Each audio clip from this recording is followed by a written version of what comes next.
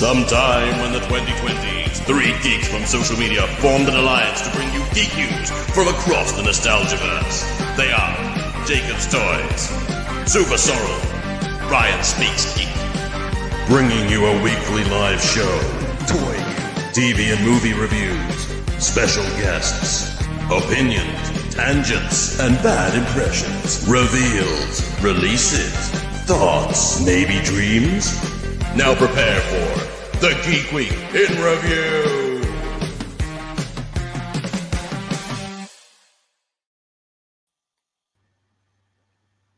Hey, he's on mute. Such a big hype. Hello and welcome back. Geek Week in Review, episode 110. Hello to everyone in the comments. We'll get to you in a second. Doesn't matter where you're watching, as long as you're watching, that's all that counts. Of course, me, Jacob's Toys, the wonderful one and only SuperSorrell. And finally, we have our good friend, Ryan Speaks Geek, back in the house after his longest holiday ever. It's all good. Blame it's the all flight good. times. Blame the flight times. Blame the flight time. How was it? You had a good time?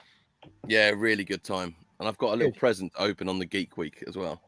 Amazing. I know. Ryan sent us a little tease at something he bought. And what's brilliant is I've lost that tease, so I've actually got something else that I got while I was away. I can't work out where I put that tease. However, I on the last day I went out and bought some more.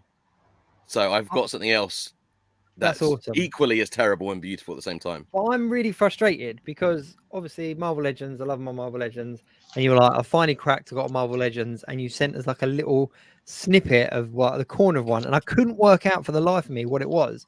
So I could only assume it was a knockoff. So as you've lost it, please put my mind at rest. That was a knockoff, right? You'll have to wait till next week and find out. Oh, Ryan. That's right. Tune in to the Geek Week in Review, episode 111, the big 111, to find out, did Ryan finally convert to Marvel Legends, or is he just messing with Jacob, as he always does? There you go. There's your answer. There is your answer. Let's just jump to the comments quickly. Just what I can see. It started with a click. Shelley, how you doing? Bethany Beth, good to see you. Andy H, nice to see you as always. Andrew Orr, how you doing? And we will get to the comments as we go through the show. It's a bit of a random one today because not much has happened. It's been a bit of a quiet week. You missed our San Diego Comic-Con big show last week, Ryan, because obviously we had all the reveals. Me and Sorrell went over. We went overtime, didn't we? And we didn't even touch on everything. Like we skipped over something. We skipped over so much, and there was still so much more to talk about. I had a few highlights, personally. Like my Go on, Em. Give us your top 5 or whatever. Give us a quick bit of a. The Ghost, I thought was pretty freaking awesome. Basically just the amount of people are probably looking at what wall do I have to take down to get that in the front door. So enjoyed looking at that. For me, the Star Wars retro pack, I know it got sort of released accidentally, as always, someone leaked it or whatever. But the retro Return of the Jedi pack, where we got a new retro Mon Mothma figure, was a huge thing for me because that's a figure that I've always, even as a kid, I always thought was a glaring omission from the original line. So that was really cool to see. And also that Yak face is getting reissued. Even though I've got an original one, I just love the fact that it's going to pee off so many super Star Wars purists. I love that. We're going to sort of really cry about that. So I really love that. Transformers had some really good reveals. They showed up, didn't they? Yeah, they really showed up. And there were some really good ones there. The fact that, because obviously I'm a big Studio Series 86 fan, as you know. The Ultra Magnus in particular was a huge, huge highlight. The fact that it's not just an Optimus Prime repaint with armor is really good. It's a dedicated toy for that character, which hasn't been done properly for years. There was a lot of the horror stuff that got announced. The Puppet Master figures were a particular favorite of mine. It was a lot of good stuff. But I think probably the Ghost, the Retro, the Transformers, and the Puppet Masters, and maybe one of the Megan figures as well in particular looked pretty awesome because I loved that film. I thought that was an underrated film of the year, and I really liked seeing that there was some good Megan merchant. We talked about this actually last week, didn't we? Because there was one in particular that me and Sorrell said that's the one, and it was the Mondo one. What's the name? The what? Yeah, the Mondo one with the realistic hair and realistic clothing and all that. Looked really good. Yeah. But yeah, so there we go. There's a problem. There is a little bit of a problem. This afternoon, me and Mrs. SuperSorrell decided to book Florida for next year, and we booked it. And then I decided to celebrate with a bottle of wine. And now I'm halfway through a bag of Haribo, and I feel really ill. So this is gonna be a fun show. Amazing. We have got I'm half cut and feeling very sick. half cut and on a sugar rush SuperSorrell. What you're going to see in a minute is like an Uber Eats McDonald's order just appear off the side of the camera. Uber Eats have already been here, mate. They've delivered sweets. Uber Eats Haribo. I'm the fat guy that Uber Eats Haribo. I already Uber Eats the McDonald's. I ate the McDonald's, and my brain went, num, num, num, that wasn't enough. Go get some sweet stuff. You didn't get a McFlurry. What the hell are you doing? So I had to like, you get these bad boys in. That's and Uber diabetes. And these and a crunchy, and now I just feel very ill. He just got a Debeataroo delivery just to get some diabetes. I'm just trying to get something for you. Hang on. I'm just trying to get something for you. It's 999. I've got he's never going to get there in time. We went to Andrew Orr's Freeport comments today. there. The 3-0 Transformers line, that is a particularly awesome line as well. I agree, Andrew. We went to Freeport today, which is like an outlet village in Essex. But there's a Haribo shop there, and I just have to show you this, right? I blurred my son's face because consent and all that kind of stuff. That's fine. Look at the size of those marshmallows. Wow. Yeah, That's what Asher needs right now.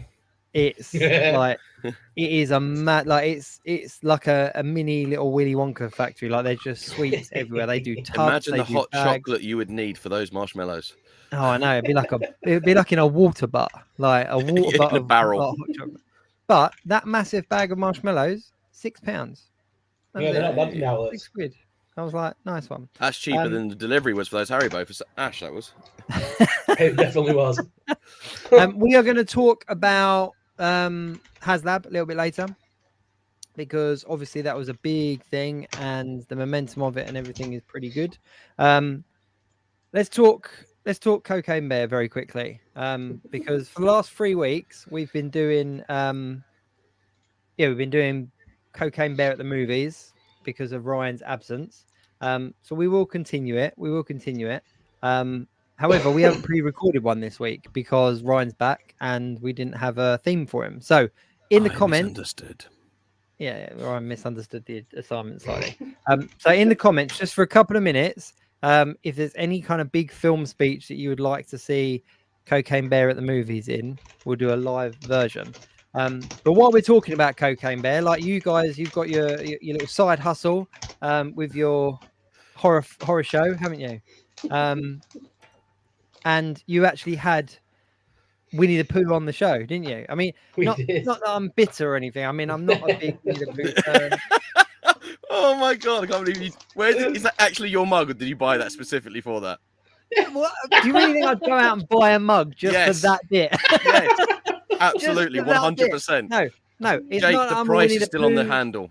I'm not a Winnie the Pooh fan, so I'm not upset at all. I can't. This old thing.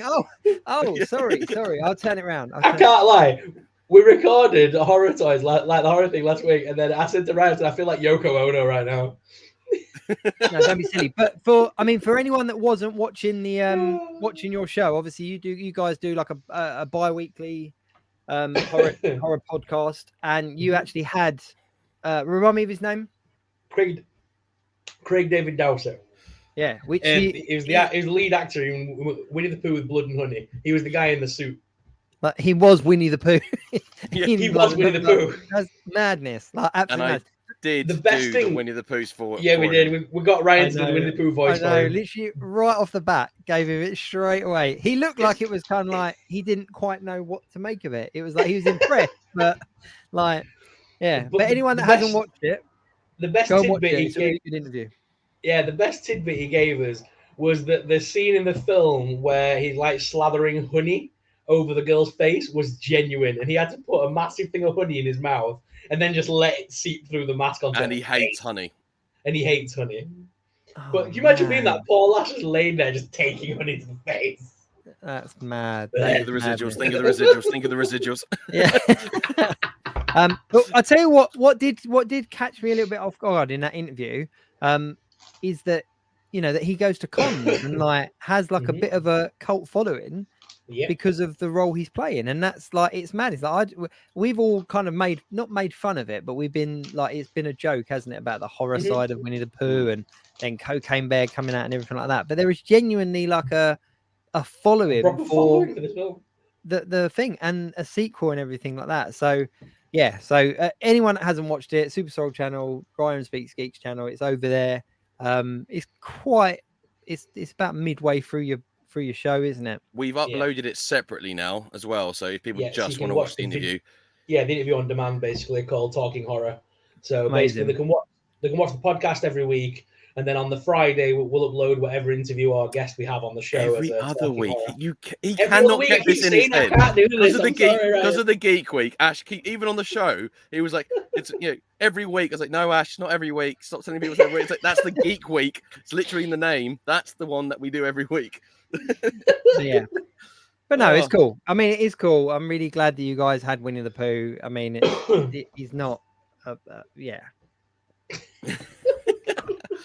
No. Well, I didn't get my job in the sequel out of it. Unfortunately, that was really what you set it up for. Was just to try and get me in the sequel. But that was good. They haven't got the rights to the voice, sadly. Mate, you've not seen the second interview from when you were away when I was talking to Werewolf Santa, and I practically begged him about I had to show him my leg and everything. I could be an extra, and I like took my leg off and everything. Like Werewolf could rip my leg off in the sequel. There are not many people that could very casually say, "I took my leg off" in a sentence. I took my leg off, showed him, like that's commitment to role. Yeah, by the way, Ash has 2 full legs. He just ripped his full leg off. I could be in the sequel. I could rip this off. I could lay there off screaming in agony. See, I thought I tried hard by getting a Winnie the Pooh cup. You got an artificial leg for that interview. The lengths people go for a gag on the show, honestly. It is. Ryan's not even bald. Like that's the funny thing. Like, I shave this every week for this show. Working on the second amputation as we speak. Kids and grown-ups love it so. Right, okay, so a couple of people here have put in the comments.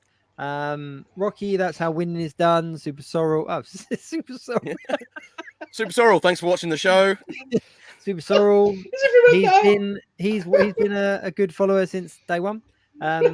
The whole this is Sparta by King. Michael Caine's Alfred speech as Bruce.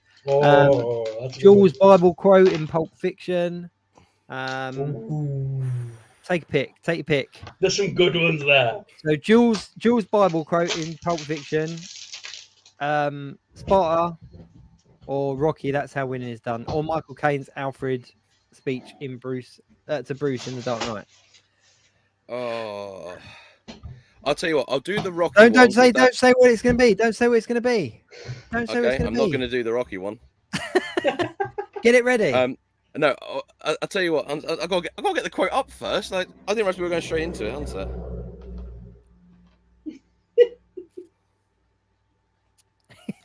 Please hold, caller. Speaking of hold caller, me and Sorrel were having a toy around the other day, and we thought about doing a call-in show one week.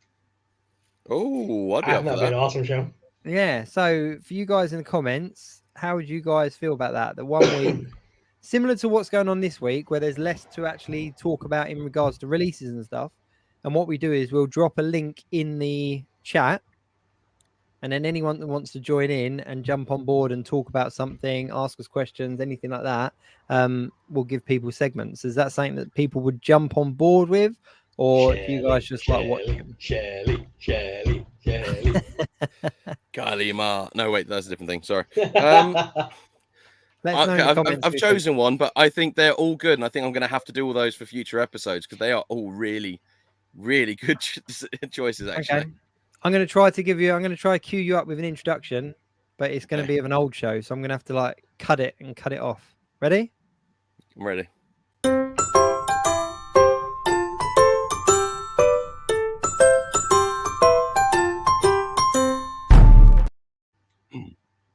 Let me tell you something you already know. The 100-acre woods ain't all sunshine and rainbows. It's a very mean, nasty, and scary place, Piglet. And I don't care how tough you are, it will beat you to your piglet knees and keep you there permanently if you let it. You, me, a rabbit, or nobody is going to hit as hard as life. But it ain't about how hard you hit, rabbit. It's about how hard you can get hit and keep moving forward. How much you can take and keep moving forward.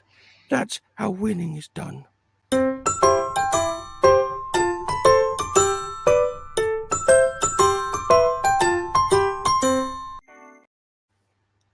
So, there we go. I know there's probably a bit more to it, but that was off the cuff. I will do all of those suggestions though, because they are all really good ones. So they're for future episodes. But if you ever have any suggestions, please do put them in the comments, and I will ruin your childhood and put them in thing. I might even start just doing them on TikTok as well. After we're done on the Geek Week, I might start issuing them on TikTok to really just so people can go back and relive the Winnie magic.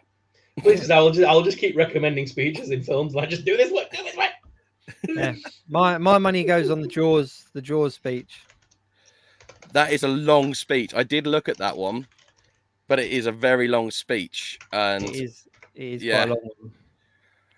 I'll have to really prepare for that one. Bears don't really go in the sea, you see. Let's talk about Ghosts. Actually, should we get on to Ghosts now, or should we get on to Pulse exclusives? We can do Ghost now. I've got the details up. Do you want it? Oh, right. So you said ghosts, and I thought, like, are we talking like who's seen a ghost, or like? I got really confused for a second, and hence the way I looked so confused. Let's do it. Right. So, obviously, Star Wars: The Vintage Collection, The Ghost, £499.99 was the initial back-in price. Before we go on to it, has either of you backed it? No. No. No, it wasn't my cup of tea. I have I have an agreement actually. So I've not backed it, but because I don't collect the modern Star Wars stuff because I just genuinely don't have the space for it at all. I do a lot of the retro and the more high-end vintage third-party stuff, which is still quite expensive and everything. But I do that. And my friend Dave, or Dave of the Dead, as you sometimes see in the comments, he has backed it. So we have like sort of an unspoken rule. So I get all the retro and the third-party stuff, which he doesn't get. He gets all the modern stuff. And that way we can just live vicariously through each other. So I'll get to play around with it. I'll get to review it. I'll get to pretend I own one, but I don't actually have to have the horrible burden of remortgaging and selling a lung to get one. So you just get different toys, go together, just have a massive play. Yeah, basically, we just schedule really expensive play dates. Yeah, that's cool. So I had the choice of either going to Florida and not having Disney tickets, or going to Florida and having Disney tickets. I chose the Disney tickets because they're the same damn price. See, that's the thing. £499 is incredibly high. Like, if you think that that is 14 days of the Magic Kingdom for me and my missus. Yeah. And if you think about the Engine of Vengeance last year, obviously got a lot of stick. That was priced at $350. It looks good now. It looks good now. It's £150 less than this. It is apples and oranges. They are completely different things. They are completely different sort of fan bases and whatnot. But one of the biggest complaints that people made was about it being the price going higher and higher. And now it's jumped £150 further. So how much extra kind of work and tooling are we going to see for that £150? They needed 8,000 backers for it to go into production, and they are currently sitting on 9,108 backers with 38 days, 7 hours, and 11 minutes left to go. So it is backed. Each one of those people that backed it are getting a ghost for £500. I mean, it's big. It is big. It's big. There's a lot of detail. There are a lot of features. I still think it's too much money. And obviously, I was a big person, big one for saying about the Spirit of Vengeance being far too much. What was there? I do think there is a lot more tooling and engineering in this, which is what which sort of was one of my problems with the Spirit of Vengeance, was for what it actually was. I really couldn't see where a lot of the super detail and high end stuff was, because it's a lot of plain surfaces on a car. It's a smooth roof, it's a smooth bonnet, is it? Whereas there is not really much on this that isn't sculpted, decaled, or got some kind of feature on it, or comes apart. It really is a hugely expensive thing. It is still way too expensive for the average collector, especially, and especially in this kind of economic climate. However, I will say it's one of those things that it's so big and so if you were really a diehard fan of that scale and that show and that thing, that I can see, like, I would probably back it if I had the spare money and space, like, because of what it is, and it is so huge that it could never work as a mass retail item. If that makes sense. No. Well, Whereas the Spirit of Vengeance, the Charger, I think that I still to this day think that could work as a mass retail item. Yeah. At a more The scary affordable thing is that HasLab is always supposed to be like a one and done. Like, you get your chance to get it. If you don't, you don't. But there are a lot of Galactus figures floating around. They have gone on retail at various different retailers. They're still available on Amazon for £575, I think, which is bizarre because they should have only been produced to the amount that people backed it. Well, I think I have an answer for that. I was speaking to someone the other day, just in cause of conversation, and they had mentioned that a theory, and I actually thought it was a pretty sound theory, that because only one person can back up to 3, can't they, of something? Yeah. And the ones that they cancelled. Ones that they cancelled, or it's a case of a small retailer, for example, might have 5 staff, and they might get, okay, right, here's the money, everyone back, and that way we've got stock. So, like, you know, if argument's sake, you and me did like the Geek shopping review, you know, like that, each of us, you know, we could have 9 Galactus figures or 9 Ghosts, for example, and then we could have one each for ourselves, granted, but then actually we've got, you know, we still got 6 for stock on our shop. Yeah, because there's nothing to stop you doing that, and that's why I think there's a bigger influx of the Galactus. I think a lot more people backed multiple on the pretense. Because remember, we spoke ages ago about like the because I think you said, Jay, like, it was a really good point, was about like people were backing more than one of things because of the Sentinel selling out so quickly. Like, people were over-backing the Galactus, and I think you were totally right. I think they were over-backing it because they thought they would be easy to sell afterwards, or like companies were going, like small toy retailers were going, well, this will definitely sell, so we'll each back one each, and then we've got stuff for our shop. Yeah.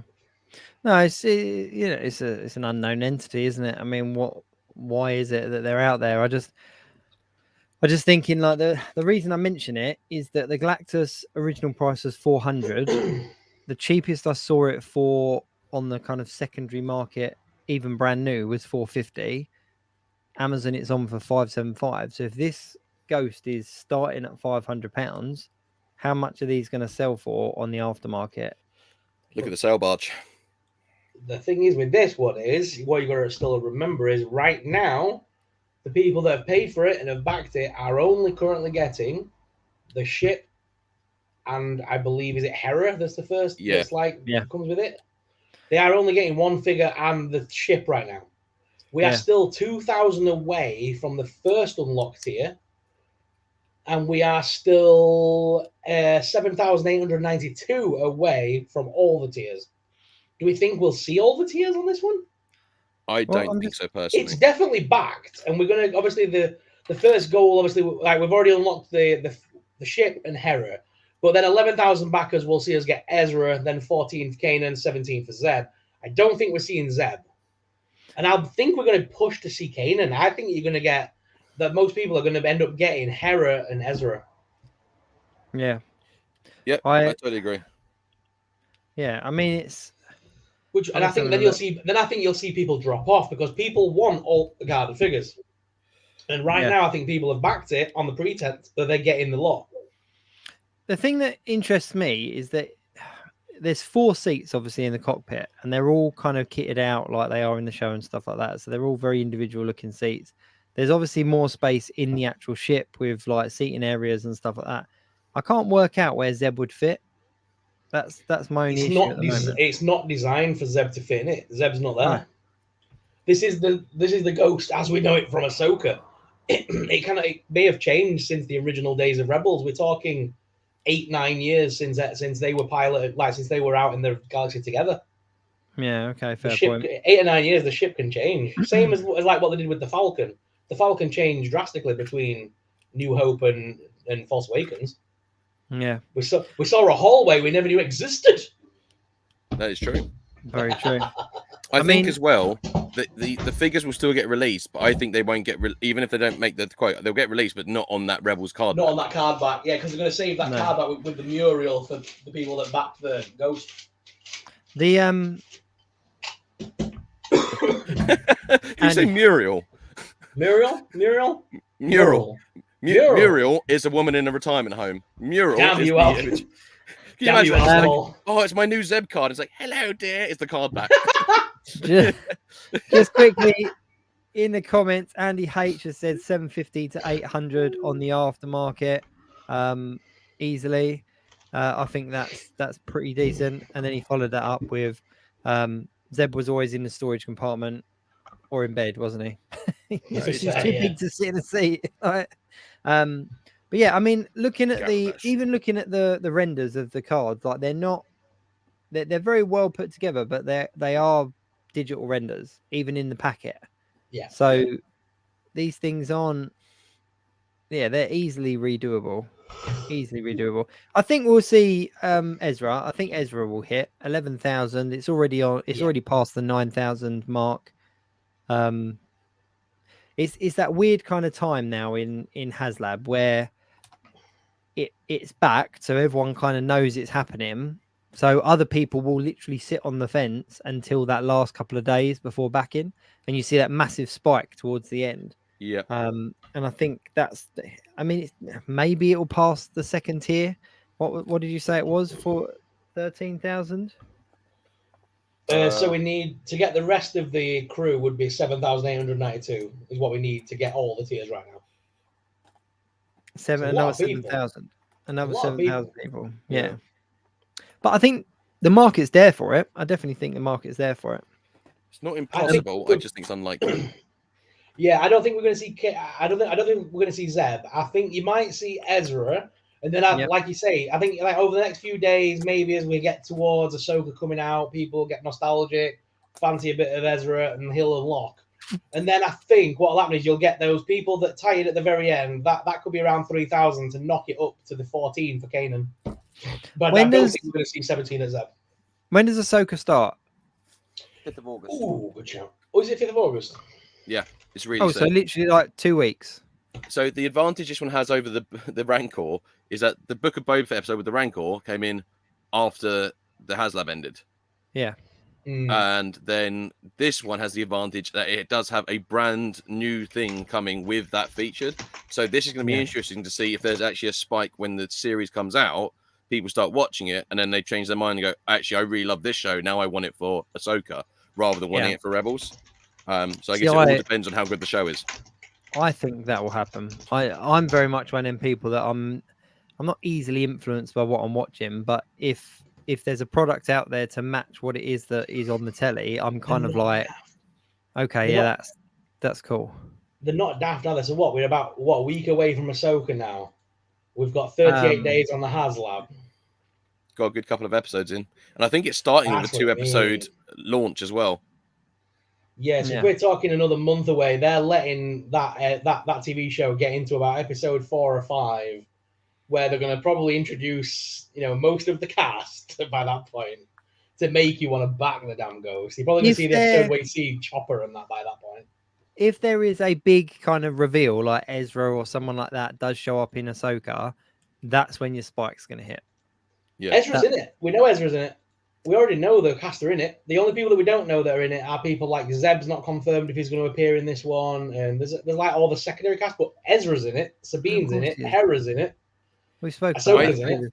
I do think Zeb will be in it because they've got the CGI modeling already from that cameo If they don't reunite the cast and then show Kanan showing up as a Force Ghost, I'm rioting now. I want to see that lineup with them in live action, and then I want him to just fade in as a ghost at the end. That would just be mwah. I would be fine if it's not a ghost thing, but it'd be cool to see maybe like a hologram, like an old training hologram or something. I'd be fine with that. Yeah.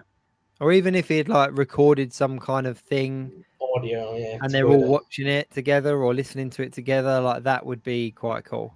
Well, there's a theory that Ezra's turned to the dark side in this time, and I'm wondering if maybe a recording from from what's his name, Kanan, is what maybe brings him back over to the good side. Yeah. That'd be cool. I am. I'm still, my enemy mine theory is still 100% there. That's what I think is going to happen. But all in all, I think that there's going to be a spike on this. The fact that it's been backed already is massive. Now, the Marvel guys said recently in, can't remember who it was an interview with, but it was an interview with someone. They said that they didn't want to release any information on theirs around San Diego Comic-Con because obviously that belonged to Star Wars and their HasLab. Was it the interview with Shadow? Oh, it might have been. One? Quite possibly. The one where they look really uncomfortable to be there. Yeah. I saw that. Yeah, there's the internet is definitely split over that interview. But I thought that the answers that they gave to certain things are really good. Sorrell just drinks his concoction. I think the Ghost Rider vehicle would have been backed if it was in a show. If a show came on and that vehicle appeared on screen, that would have backed. It would have got them, I reckon, the minimum, but it would have got it. Yeah, 100%. But they did say that they didn't want to do it. So we're thinking that Marvel's obviously going to turn up at HasCon in October. There you go. There you go. Very nice. If it would have backed, I would have had the if it would have backed, I would have had the perfect magazine for this evening. Oh, Dark Trooper. But it didn't back, so there's a good comment there, guys. Dark Trooper finally catching a live stream. Evening all. Hi, Dark Trooper. Hello, mate. Interestingly, on Pulse, you can actually look at the history of HasLab as well. I don't know if you've seen this, but it tells you what has funded and what hasn't funded. And I didn't realize there was only 4 unfunded projects.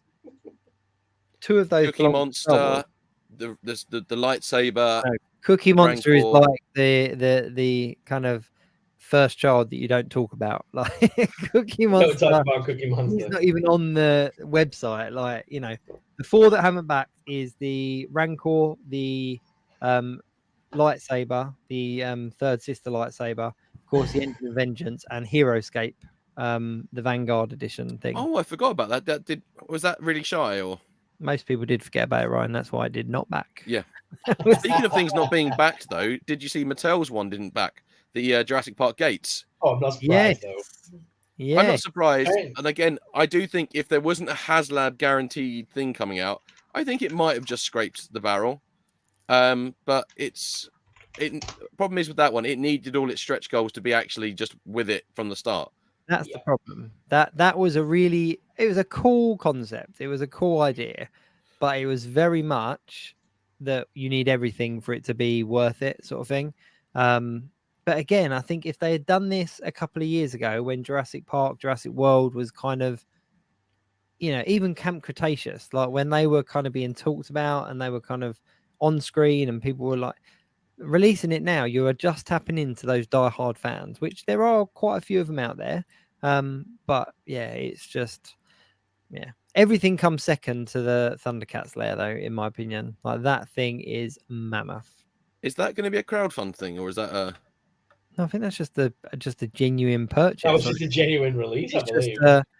I know who's got money.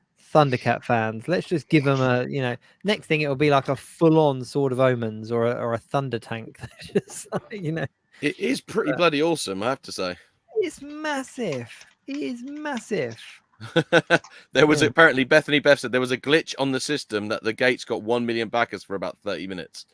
Can you imagine if it ended then and they were like, oh, so many people have bought this, and it's like, oh, wait a minute. Jurassic Park needed only 5,000 to target, and it only got 1,630. It only achieved 32% of its goal in 40 days. Yeah. If it was just the gates on their own for like 150, I probably would have done that, to be honest, because the gates as a display piece is awesome. Even on its own. They wanted 8,000 backers for the set to be complete with legs and the goat leg. That was a tier. Hey, it was a goat with a removable leg. Thank you. All right, it was a full goat. Andrew Orr in the comments saying too many jumping on the crowdfunding game. I totally agree with you on that one. It was new and exciting when the Sentinel come out. Now it's just kind of Well, and the reason the Cell Barge was like the big thing where it was just like, something that would absolutely never be made other than something like that. The reason I see the Sentinel as the more kind of turning point when it comes to HasLabs is because that was when it really opened up to everyone. Sail Yeah, barge I've was still obviously not forgiven very Hasbro for the sail barge. And if you're watching this, Mm. Hasbro, I mean, Steve in particular, bless Steve, has heard me moan about the sail barge to no end. And even to the point where I'm like, I'm going to be in New York in October. If you can smuggle me out, even a production version, I will buy an extra plane ticket and I will fly that son of a bitch home. I will have that sail barge. Me and my mate Dave have already agreed to go halves on it. What does it retail at on the secondary market? Like $1,000, Yeah, Really? maybe lots more. of money. Yeah. Wow. I saw one sell for, I think it was 1,200 at Echo Live last year. I think it was Wow. 1,200, or even it might have even been something like 900. It was around the grand mark, though. You know, enough to make you go, that's probably a serious marriage counseling discussion right there. I like Did the you- fact that you can go to downtown Disney and you can go to Florida and you can look at one through a glass cabinet with awe and just stare at it, and you can't buy it though; it's not for sale. No, they had one at bloody Star Wars Celebration, and I was just like, why? Why would just you sell do me the this? display model. It's fine. This is what you could have won, like one of those jobs. Yeah, you don't want to take that all the way back to the States. I'll just take this out the back in a golf cart.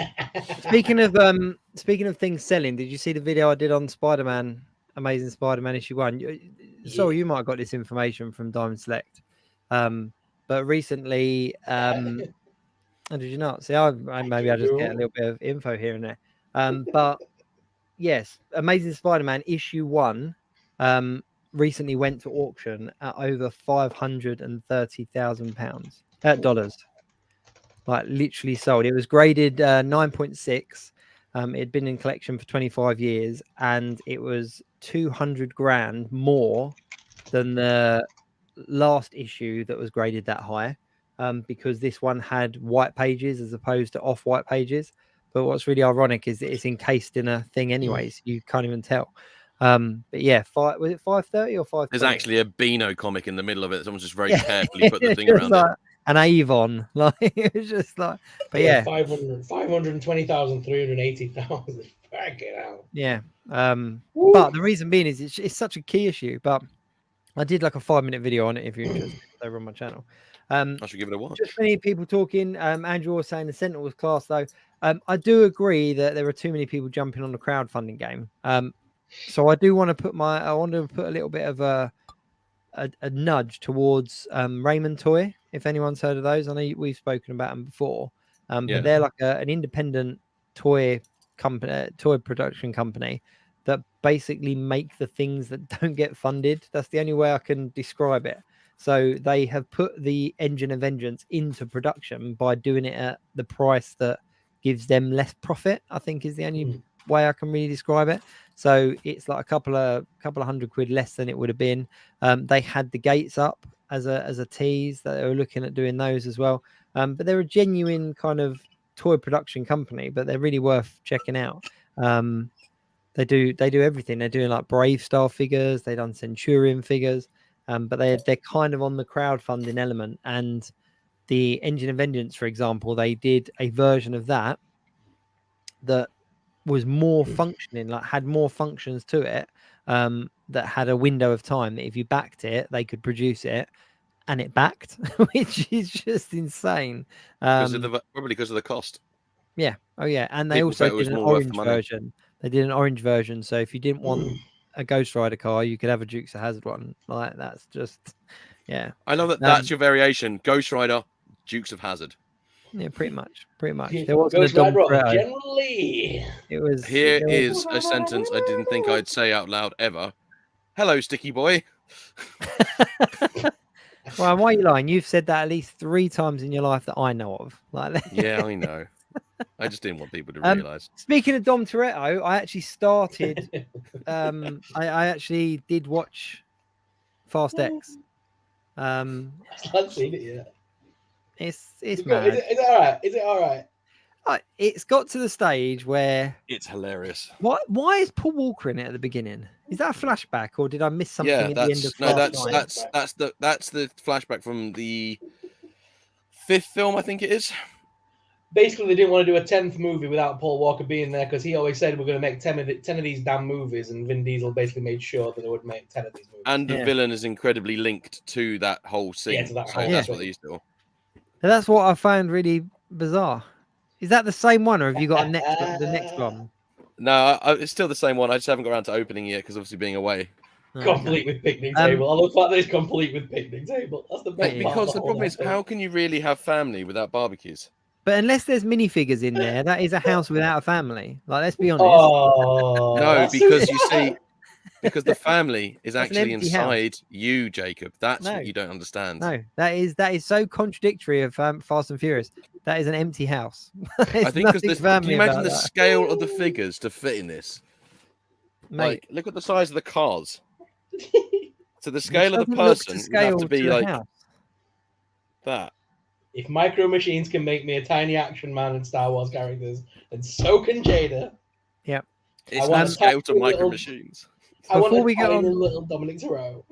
Before we get on to your reveal, I will tell you that I saw The Flash while you're away.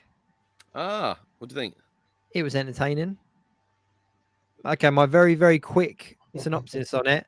If there wasn't all the stuff going on with Ezra and there wasn't all the stuff going on with James Gunn and the big reboot, I think it would have been one of the best DC movies of recent years. Yeah, I agree. It was What did you think entertaining. of the CGI with the time bubble thing, though?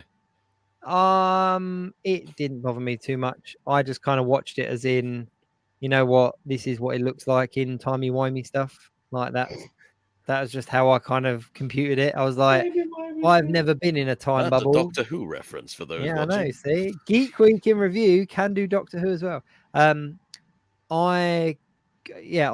never been in a time bubble, so I can't tell you how clear the images are. That's So- where you've gone wrong. Yeah, see, I made sure I was in a time bubble before I went to see the movie, so I could give like a really clear review. Yeah. Did you ever run really so fast that awkward. you saw Adam West, though? That's the thing.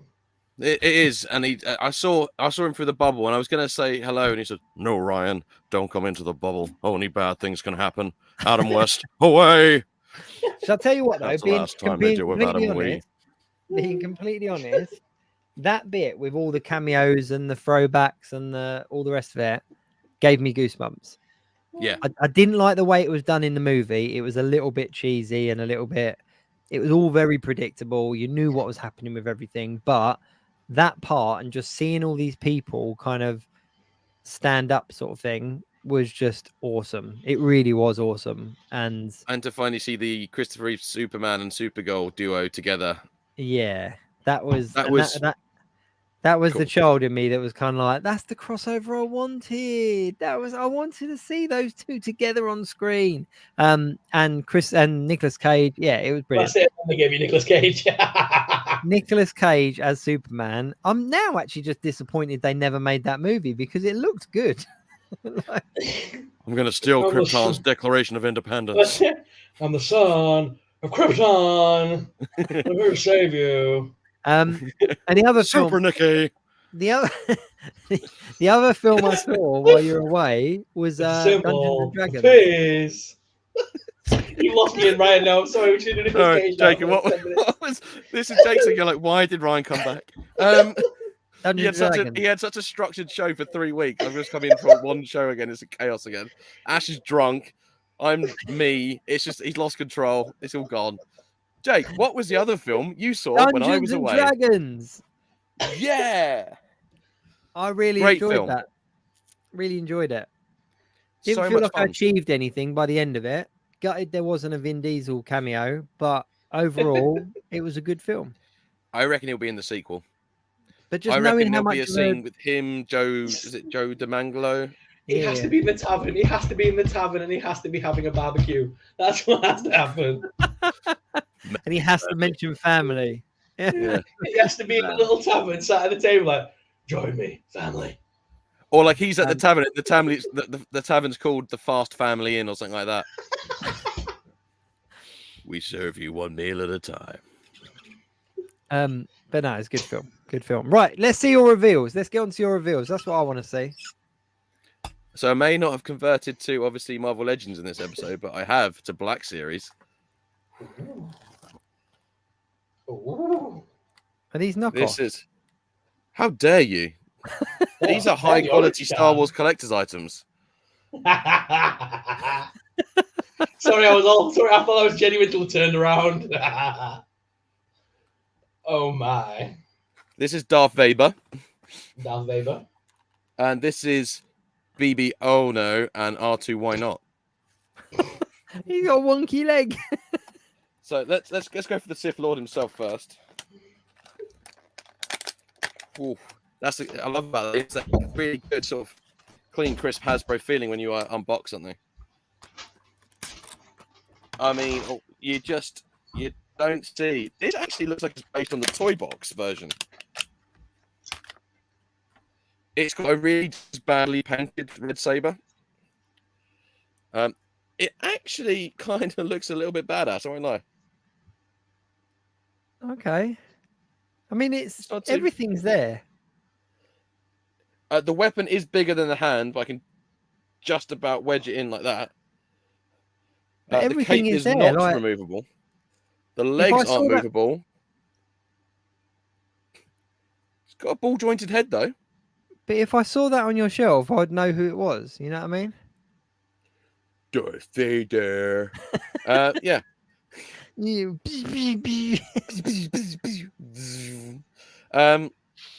It's not actually that bad. I bought it as a joke. I kind of like it. The face is a little bit. The face looks like the one that's in Kylo Ren's cabinet. It is a little bit melted looking, but it is on a Right. ball joint, and the arms go up and down, so I can't really knock that. Yep, that was €3. Well spent. Now let's get onto some droids. Let's see if these are the droids we're looking for.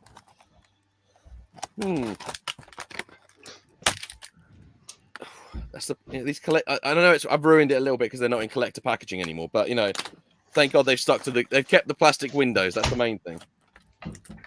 Yeah, they are not worried Oh. about the plastic-free packaging. Oh wow! This is the BB-8. Its head does turn around, which is quite cool. Oh, Nope, he's double broken. snaps on okay.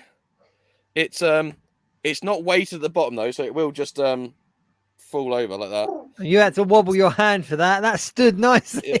There we go. Look, I need a flat surface. There are no flat surfaces to hand, but it's actually surprisingly not bad. The head is way out of scale, but it's surprisingly quite cute looking. The R2D2 is where it's really at.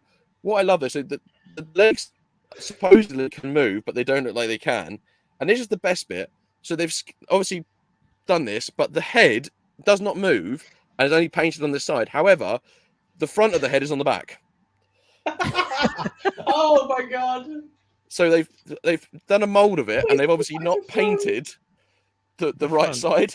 So the back isn't painted at all, and that's got the face on it, but the body Oh my god! is the right thing, and they've even done the right colors as if it was and the head's not. But that does not move. That is just a solid thing. That is cool. Do you know what? Actually, I'm looking at it. There are no Kenner stamp. I don't think this is real, guys. There's no Kenner stamp on it. You've been duped, mate. I'm beginning to suspect that this is not an officially licensed Hasbro product.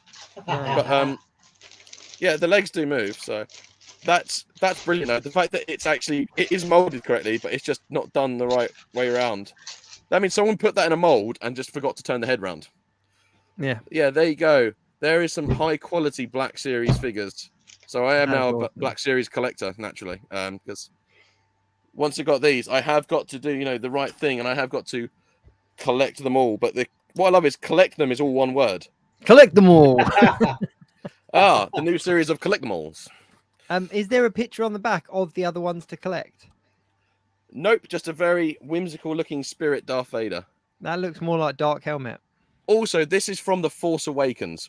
So apparently, that film where Darth Vader was in The Force Awakens. Maybe that's why his face is so weird looking, because it is the melted helmet from thing, but it's on a ball joint. I'm actually weirdly kind of happy with How these. long is the lightsaber? How long is the saber? That looks like a scanning shot, like between things like that. But you got like that. It's like the length of your screen. It takes up all the real estate on your monitor. That's brilliant. You never come near me, Luke.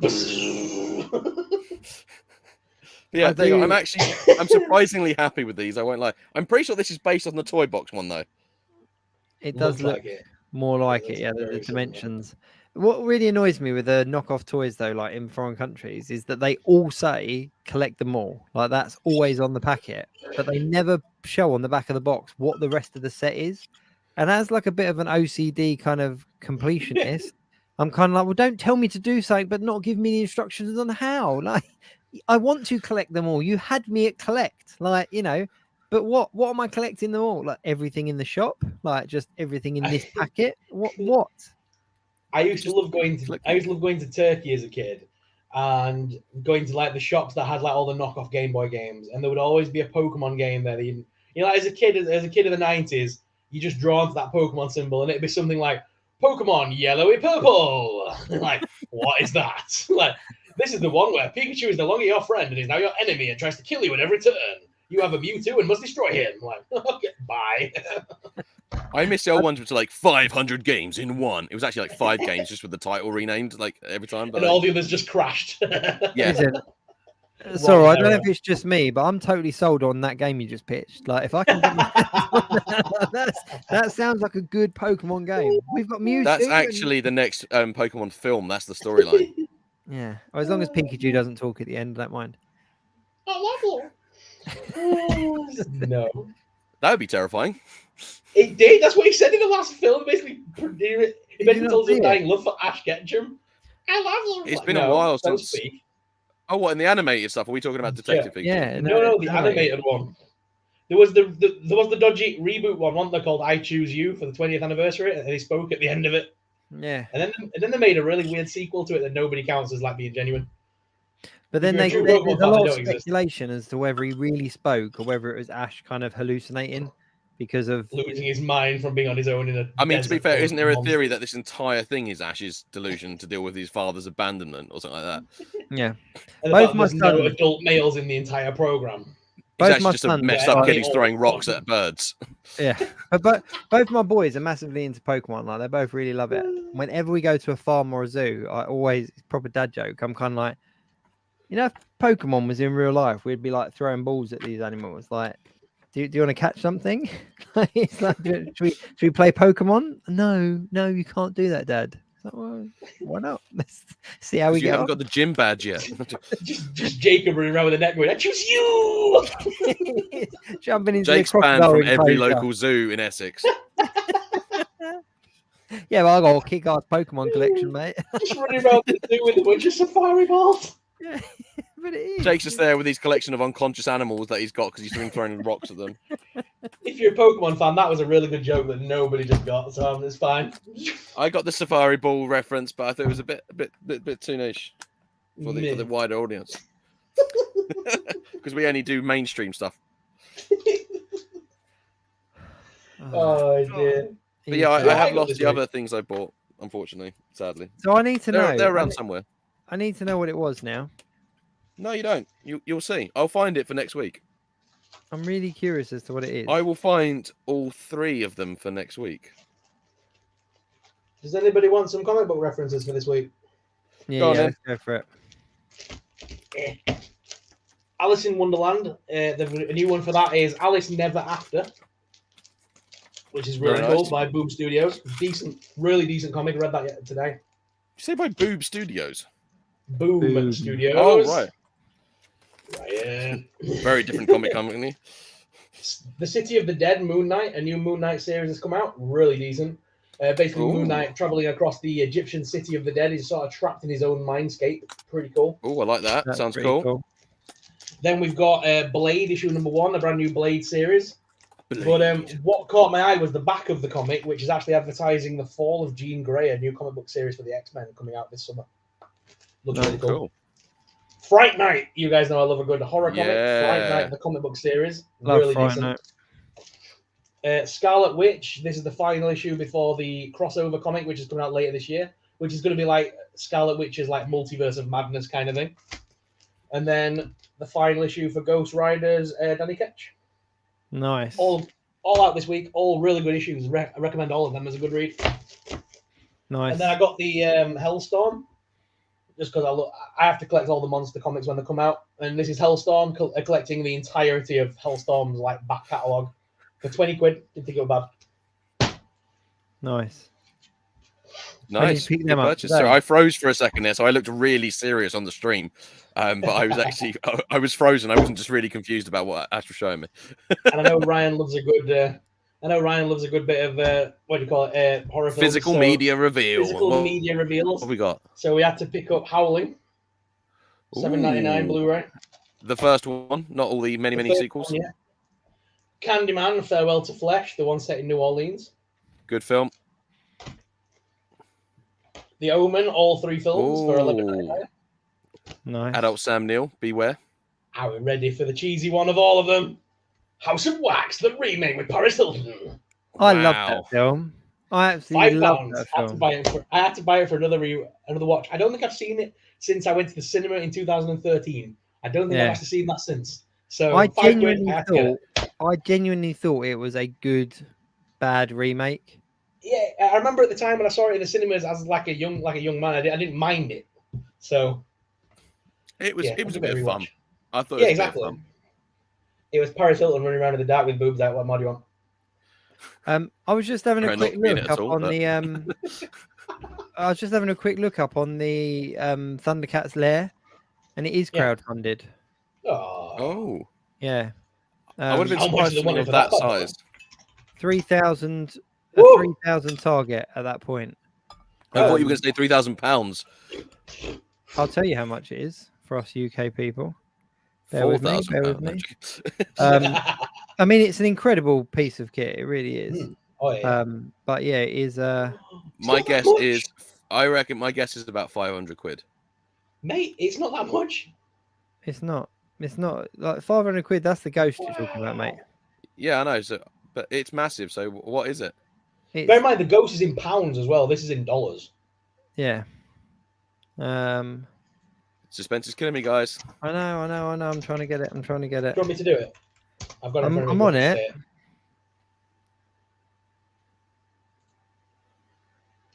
Oh God, can we have some music or something to do it? Like, I've got it. I've got it.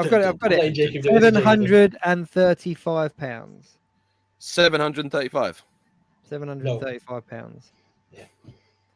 It lights up. The eyes light up. The chest lights up. The back opens up, and obviously you've got the walls.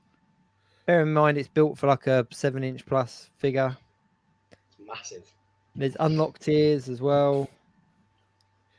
I think that's about the size of one of the walls in my flat as well. So that would be I think that would, if I broke down my flat as a cost, I think that would be about equal right for the entire wall of one of my flat. It's 36.7 inches high and 29.3 inches wide. Jesus. Sadly, it's going to miss its first tier, though, isn't it? By the looks of it, sadly. It scales with 7-inch figures. Yeah, so they need 3,000 orders to bring it to life. At 4,000 orders, one of those early backer things. Yeah, there is. I hate those. 4,000 orders gets the Sword of Omens accessory, a claw shield, and a lab set accessory. 5,000 orders, you unlock the exclusive Thundercats Ultimates Astral Projection Lion-O figure. The pre-order window is 19th of July through to September 16th. The early bird funding bonus. If they hit 3,000 before the 30th of July, everyone will get a key to Thundera in addition to the lair. I'm just loving tier 1 unlock, the fact that you get a laboratory set that looks like it doesn't belong at all. It just looks like some out of Muppets lab. It does not look like it belongs in like some long lost lair of the Thundercats from ancient. I just love Andy H's comment. What Ryan actually means is he will buy it so we can live in a cat's lair. I would do, because it will probably be cheaper than my rent every month. So I'm considering it. It's not funded yet, Bethany. No, it's not funded yet. What cracks me up is the base offering is 2 paw turrets, 2 control pods, 3 control pod screens, double-sided, 5 Thunder Tank maintenance tools, 1 council table, 7 council chairs, 1 computer chair, 5 computer screens. Tier 1 unlock accessories, all of the above, plus Sword of Omens, claw shield, and a lab set. It's like, yeah. Yeah, but because it's all being done internationally, all of the I know, like for over here in the UK, I know you can get it from Comics and Cocktails, for example, and all of the retailers that are ordering it in through for them is kind of updating on how many sales they've got, how many pre-orders they've got, and stuff like that. So Super 7's done it in a way that it's kind of being fed in. They're being fed in all this information from different places. So obviously anyone over here that's selling it needs to kind of update Super 7 on where they are. Oh, so they can adjust the figures. That's pretty cool. 735. I mean, these things are climbing. They really are climbing. I mean, that at least I think is worth it. Like the size of that thing. I think it's going to suffer a bit with the Ghost being £500 and at the same time. True. Because I think if the Ghost wasn't announced until like after that had done, I think that would probably have even hit the 3,000 potentially. Well, Bethany Beth in the comments, we've got to shout this one out. She's actually pre-ordered it through Comics and Cocktails. Oh wow! So we'll be coming around yours to play with your one then, Beth? Yeah. Yeah.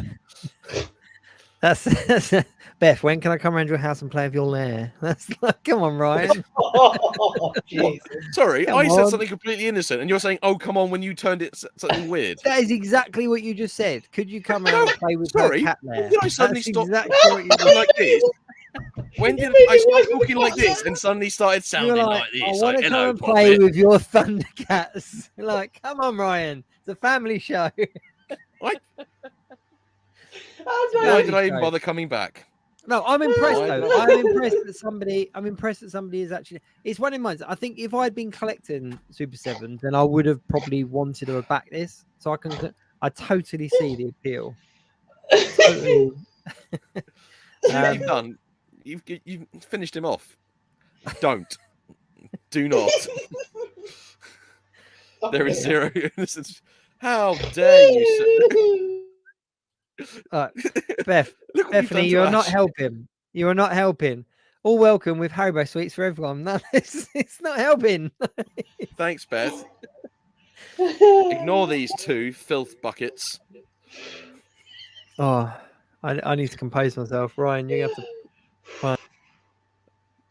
It was the fact that he said cat lair that sent me over the edge. I'm sorry. I didn't even say it in a weird voice. It suddenly became like this really creepy thing. I said like a normal thing, and then suddenly, Just- like, hello, Bobby. Yeah, let me play with you later. To my northern ear, you basically went, "Can I play with your cat lair?" To your northern ear, like what? Do you hear different in the north? The southern accent was saying, "Can I play with your cat lair?" Jake's not coming back, is he? This is it. Oh, This is how the geek week ends. On some on filth and Not with spat. a bang, with a With cat his I big just lair. want minds will be to gutted. clarify there that like I heard that as well, and I'm not even northern. That's how I heard didn't it. speak like I that. live I 5 will minutes away play from this you, Ryan. back, and I will guarantee I said it in a normal voice, not. Can I play with your cat lair, definitely?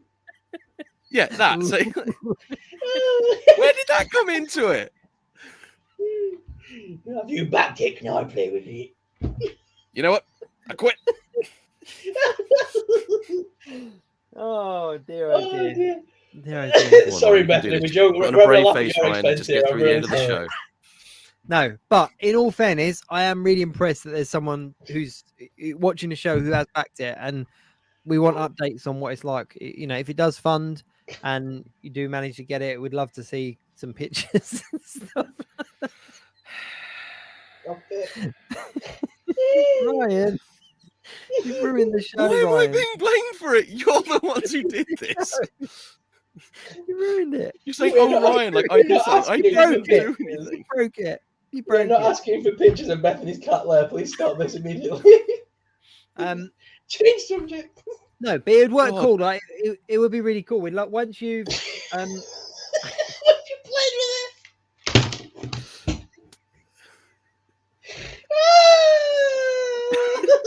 Ryan. Sorry, what's gone? Everyone's just dropping off. But Oh, fuck it, let's go. you can and it's just me. Now they've just both left. This, But no, right, I'm going to try to pull this back. In all fairness, if it does fund, where we were talking earlier about like the call-in show and everything like that, it would be really cool to see it like in hand to see if it does look as spectacular as it did at SDCC, because it was one of the few things that came out that I was like, with like Comic Cons, you kind of with Comic Cons you kind of see the stuff that you're into, don't you? Yeah. And I think SuperSorrell might have had. You don't know if it's spectacular as it looks. He's lost it. He's actually lost it. But you see the things that you like, don't you? So like if you're a Black Series collector, you kind of hone in on the Black Series stuff and everything like that. And the Super 7 Lair was the first thing that was from a completely different brand that I don't collect that actually fully got my attention. And I was like, wow, this is cool.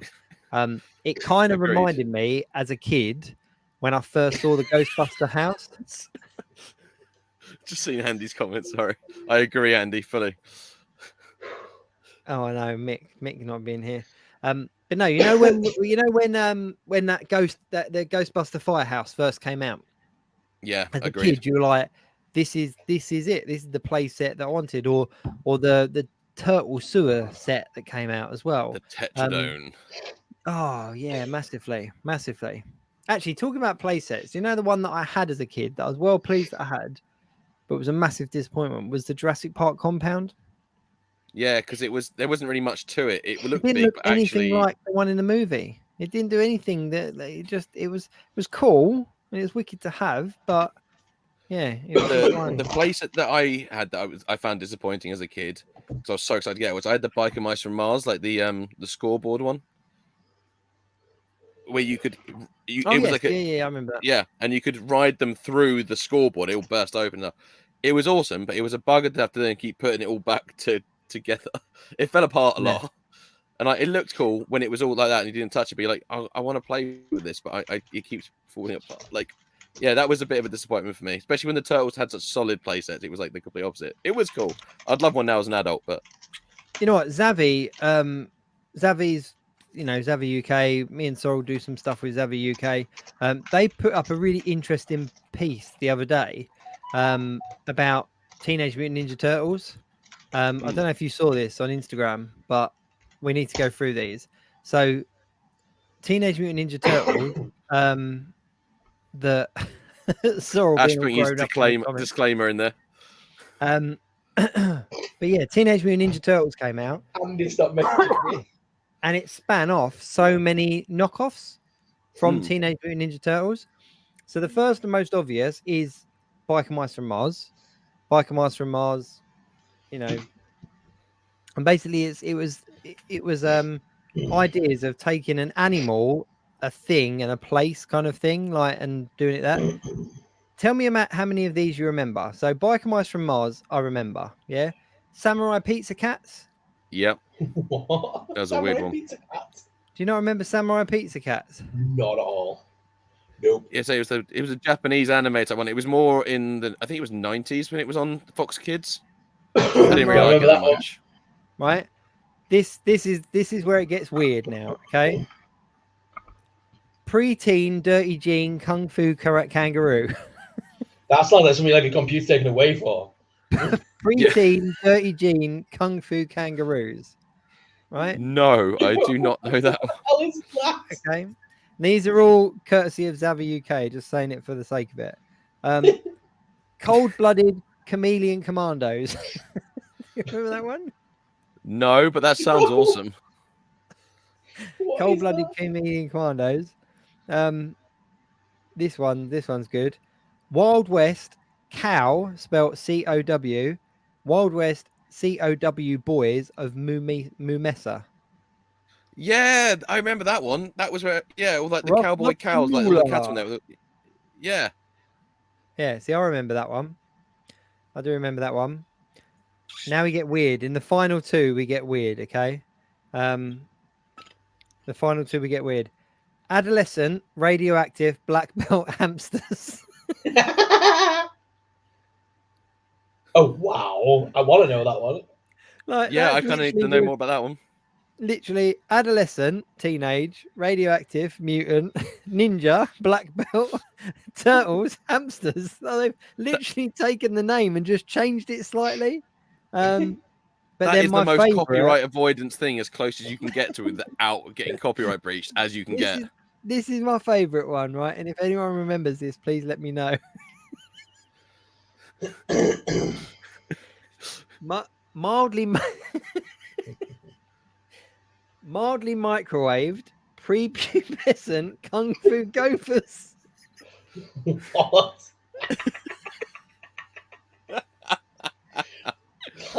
Oh my god, that is awful. I think we can guarantee that all of them, by modern standards, would not make it to market now. No. Look at the teeth on those gophers and tell me that is not the racist thing you've ever seen in your life.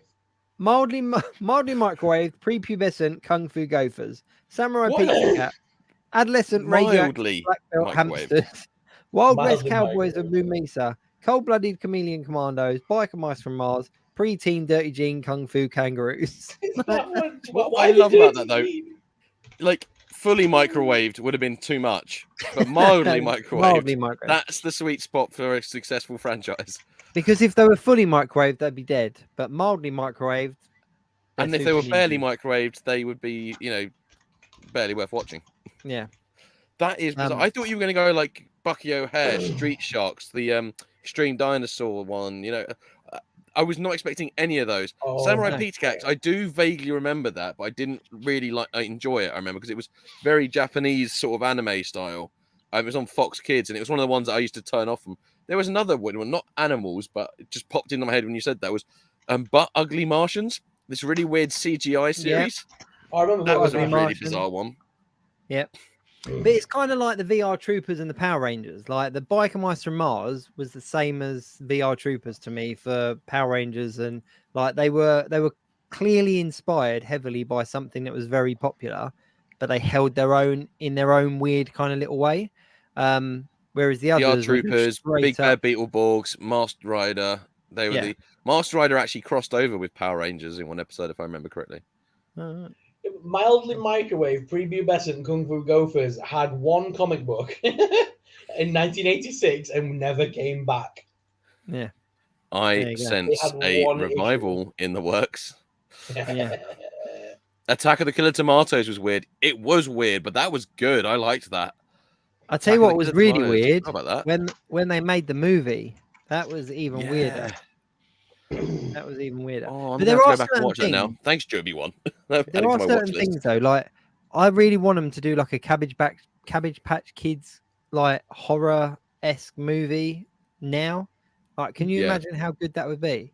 But yeah, because they had the Garbage Pail Kids, didn't they? And it was pretty Yeah. grotesque to watch as a Yeah. movie. That was pretty hard to watch. I watched that Small Soldiers trailer though that we talked about before. Oh, yeah, it looks good, doesn't it? Yeah. So that That's is a got legs. concept. Yeah, so it's a concept trailer at the moment. It was a proof of concept, basically. So the company wants to make it. They have the rights from the original Small Soldiers company to be able to reimagine it. And this was basically sending it to Universal Studios as a like proof of concept to like show them what it could be.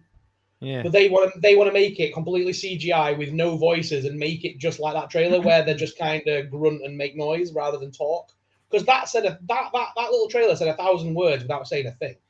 Yeah. Which I liked. I liked the fact that it was dark and gritty and they didn't say a damn word, but you got everything that was going on. Plus, I wouldn't want them to just try and remake or retouch the original because the original's got its own particular charm for the 90s. Like that's a very 90s property. Like that's But as it is. They were very much a redesign of the originals without saying it. So like she was definitely Chip Hazard, and you could see there was a Nick Nitro kind of rip-off and a bazooka, but they kind of were their own versions. They didn't try to touch the originals, which I love. That is a proper like reimagining rather than a straight carbon copy. Yeah. Which is the right way to go. Definitely. I love Small Soldiers though. That was so good. It was a good film. My very first ever 3D PlayStation game, like 3D game I ever played, was Small Soldiers in a Curry's. They had a PS1 demo thing set up, and it was the Small Soldiers game, and it was awesome. It's still one of my favorite games. I think I've talked about it before with like the full orchestral soundtrack. It's insane. But if anyone's ever bored, go look up the PS1 Small Soldiers game. it is great fun, and also this, like I said, the soundtrack is majestic. They got full on choir to do the whole thing. It's like spine-tinglingly good. I would like to see a Small Soldiers movie, modern Small Soldiers movie, but based on the property of what those toys are based upon. That makes sense. Mm. So the Gorgonite, is it Gorgonites? Mhm. The Gorgonites really would be the bad guys, because obviously that's how the toys were pitched, wasn't it? And the soldiers would be kind of like almost like an Avatar-esque kind of small soldiers. You know what they did with Buzz Lightyear? How they kind of made the story interesting you behind say the that, because toy. the PS1 game I was just saying, that is actually what Was that that is. based on That that, game isn't Oh, about is the it? toys. It's about you play as the actual Gorgonites, and it is really trying to defeat the commanders in it. But it's like what the story is of the toys. So that Oh, the right, toys are okay. effectively the toys of that story, but that you're playing the actual story. That's why it's Yeah, got the orchestral score and everything, because it's all very based around like what the Gorgonites lore is. So it's all, that's why it's all like choirs and nature and stuff like that, versus like the very military sound, and they got like big proper brass bands to do the commando stuff. It's I really recommend that. But that is that concept, is that the game was the real story of it, and then you had like a PC game, which was when you actually played with the toys in a house. It was like a strategy game, which is good fun. Yeah. But yeah, so funny Oh, you said that. wicked. Yeah. I No, that'd always be- remember the game Sarge's Heroes as a kid. Do you remember that? Is that the one you Based on play the as the little plastic green army men. soldiers? Yeah, so Yeah. it's based on the little green army. It's like Toy Story came out, then this company ran with the idea of being the Green Army Men, and then they had a spin-off from that called Sarge's Heroes, where Sarge was very much like, it was voiced by the guy who did what's he called? The guy from Full Metal Jacket was the voice of it. Oh The yeah. guy Lee Emery from Small Soldiers. He voiced Sarge, and it was such a cool game. And then they never did anything with it; they just let it die because they had like a female It was character a that big was like, franchise for quite a it was for a while. while in the Army back in Man, the I 90s think it and was called, 2000s. wasn't it? Or Yeah, and then Sarge's Heroes came after for the N64. But they had like a girl character, didn't they, that was the only like real skinned person in the whole game, and she was like Cammy from Street Fighter. yeah. They She were was like good the only games. girl in I it. forgot They were about them. I decent may have to look games. them up again, see if I can They play were them good. online. But the fact that like the first Iron Man game that came out was like you were playing on like the kitchen side or a kid's bedroom, and you were trying to kill all the tan soldiers. It was dead good. That's Such a cool awesome. game. It's a bit like how you had with Micro Machines, where you used to play in like real areas, like on the Micro Machines games on the Mega Drive. I used to love that. The best. Talking about The talking racing about game as well. TV and all that kind of stuff. We actually haven't even touched on Secret Invasion, and we've got like 12 minutes left of the show. So let's do a 5-minute recap. Okay, here's my 12 quick minutes recap. justice. I really do not care about Secret Invasion. I have totally marveled out, and I have got zero interest in watching it. I already know what happens. I don't really care, and I'm totally marveled out now. Yeah, I'm done for a while.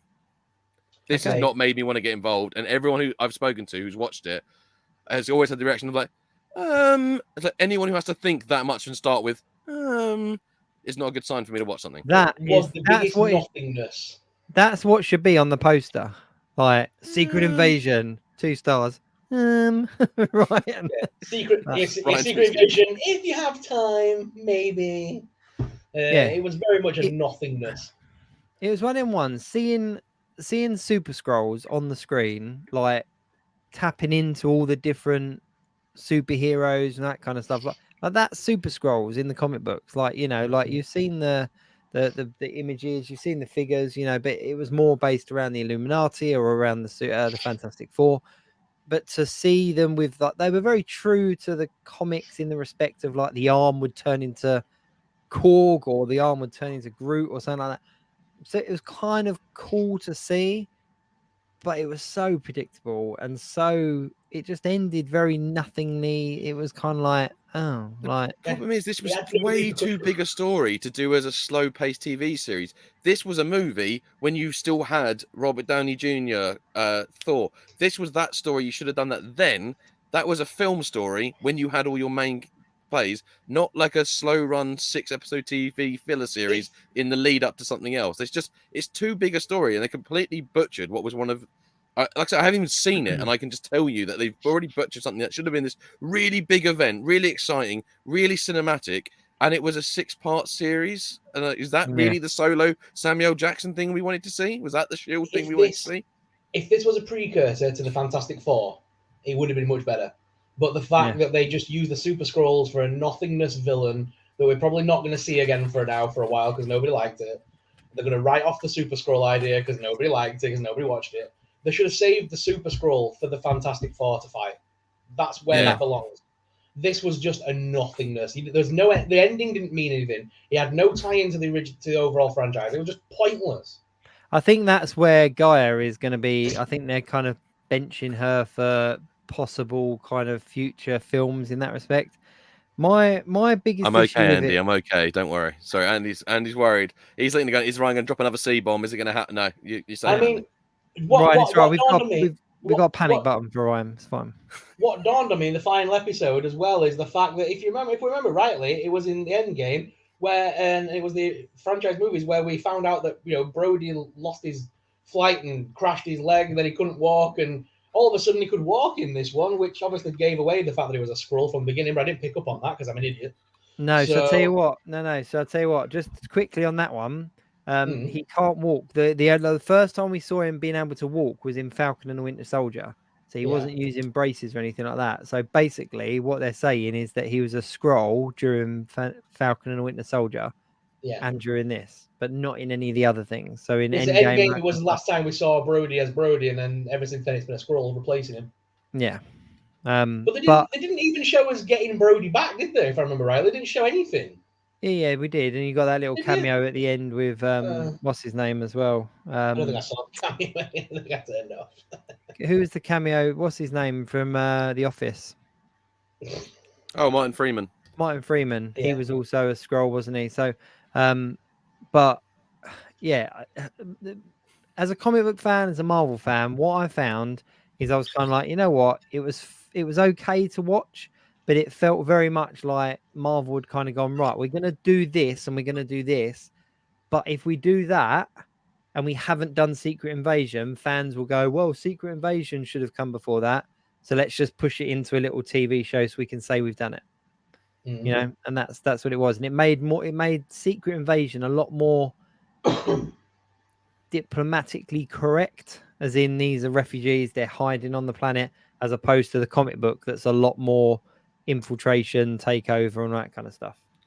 So I'm standing by my original thing, which was after Thanos should have gone into X-Men or Fantastic Four. We should not have continued with the Avengers. The Avengers should have been laid to rest.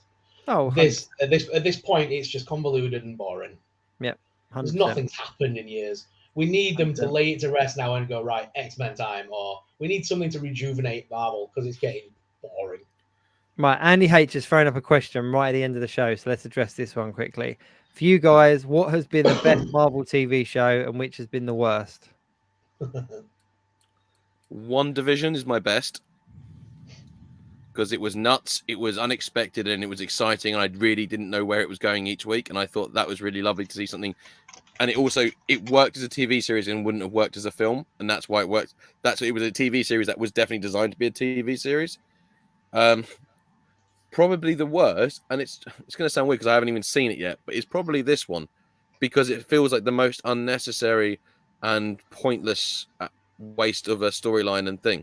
Like I to the point where I'll watch it at some point in the future, probably because I have to have seen it to understand what happens in one of the films I don't care about. So that would be my worst one, would be Secret Invasion, but my best one for me personally is the WandaVision. It might sound a real cop-out answer, but I find this a really difficult question. I've been asked this before, and I've got various different favorites for different reasons. Like Moon Knight, I absolutely loved because we got Moon Knight on screen. But was it the best TV show? Probably not. WandaVision, I absolutely loved because of the bridge that it created between different properties, but I don't think it's necessarily the best one. Loki, again, because of what it means, but it's not the best. I don't know. Worst? Again, I really don't know. Probably Secret Invasion. The best, Werewolf by Night. Wasn't a TV show, it's a TV special. That was a doesn't special. Doesn't count as a TV show? Doesn't count. Oh. Doesn't count. TV movie, I would count that as. Otherwise, that would have been my best one. Let me re-jog my drunk little memory. So you've got WandaVision, Falcon and the Winter Soldier, Loki, Secret Invasion, She-Hulk, Miss Marvel, Moon Knight. Is that all of them? So yeah, so I liked the Falcon and the Winter Soldier was probably my favorite so far.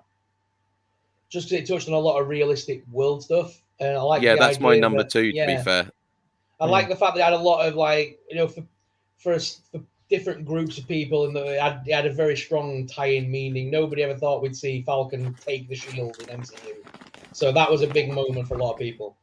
That's the only Marvel film I'm actually really looking forward to. Yeah, and the storyline was pretty decent for that. I like the fact that we got to see like the US soldier take it too far and bloody up the shield, and it had some really cool symbolism behind it. My worst one, I think, Miss Marvel, just because it was just so. It was all right for the first 2 or 3 episodes, and I just got annoying. Still haven't finished it. I rank Miss Marvel up there as quite a good one. I really like the historical elements of it, and I liked all the historical bits. I just thought some of the modern tiny bits were just fillers, and they could have done without it. A lot of these programs could have been scaled right down to like 4 core episodes. You know what? I'm gonna be definitive on this. I actually think my favorite is Falcon and Winter Soldier. I think that's possibly my favorite, just because it gave us so much that if you don't watch it, it gave us Isaiah, it gave us the Patriot, it gave us so many characters, US Agent. It gave us so many ones that we probably won't see again, but they were all decent characters. I actually cared as well, which was nice. Oh, you forgot Hawkeye. I did forget Hawkeye on my list, sorry. But you know what Andrew's saying about forgetting Hawkeye? Hawkeye's the only one I've watched twice. I'll watch it again at Christmas. That's going to be a Christmas watch. That's why I watched it again at Christmas, to be fair. I did watch it twice. It's the only one I've watched twice. But I think if I had to pick, I would pick Falcon and Winter Soldier as my first, Hawkeye is my second, Moon Knight is my third, only because of what relevance it has to the bigger picture and what we saw. Like Falcon and Winter Soldier gave us a lot of game-changing things happening. Like you've got the new Falcon, you've got the new Captain America, you've obviously had US Agent, you've seen Winter Soldier's journey. Like there was so much going on. Wakandans were in it. Wakandans were in it. Like, yeah. Just. Yeah. I may have to go back and rewatch Winter Soldier now, because actually now I'm talking about it, I'm like, yeah, I really loved that. So now I might. That might be the one Marvel thing I actually go and rewatch. I'm actually thinking the same. It was that really cool moment where there was that thing where they were saying to US Agent, you know, you don't need superpowers to be, you know, the next Cap, and then he took the pills and got the energy, and then bashed that guy's friggin' head in with that, you know, cleaved his head off with a shield. Yeah. That was just next level, wasn't it? For a Marvel series, that was the moment we all went, "Oh damn!" Yeah. We weren't expecting that in a Marvel series. Yeah, Andy, where would the What If series fall into selections? Pretty high, but I don't count that in what we were discussing. I know you said your game, your rules, but that's its own separate thing in my head. Animated, it's a bit like the TV special. Much to my disappointment, I was putting What If at the bottom of my selection because it didn't fall into the same category as the others. So therefore, by association, it hit the bottom of my thing. But I really like the What If shows. Yeah, I'm looking forward to the next season of that. Yeah, see, like What If I put down quite low, but What If Zombies I put quite high. Zombies episode in itself was like enough to carry that. Yeah. It made it worth the watch, didn't it? The Zombies episode. That's good. Good question. Good question to close the show. Yeah, it was only my game, but my rules for Sorrell. It's because he knows I would use the monsters as a cop out. That's what it is. He knows I would just go monsters. So predictable. So that's it. That's us for 110 episodes. We have got a few things coming up next week. During the week, I've still got to give this away. Yeah, you do. I thought you guys already gave that away. Sorry. Yeah. While you're away, we did a little bit of a poll. Me and Sorrell both pulled something up, asked people what they wanted us to give away, and this won the poll. So we're going to give away the Emperor's Throne Room. Good. My impression gets. But yeah, so we're going to give away the vintage Emperor's Throne Room. So let's do that soon. Maybe next week, maybe the week after. But yeah, anyway, thank you very much for watching, everyone. If you're new to the show, like, share, subscribe, and check out all the socials and stuff like that are down there below me here. If you're a regular viewer, then we do appreciate you watching. Bethany, thank you very much for Sorry. being a good sport. I'm sorry about these two. That was such an underhanded apology, Bethany. I'm sorry about these two. Because I didn't do anything wrong. Yeah. We are going to have a call-in show one week. We are going to do it. That is going to happen. So we would love it if you guys jumped on board. Thank you very much for joining in with the comments and stuff. Do throw questions and comments and stuff out there because it does help us out. Yeah, I think that's about it. 110 episodes. That's mental. Till next week. Keep it geek.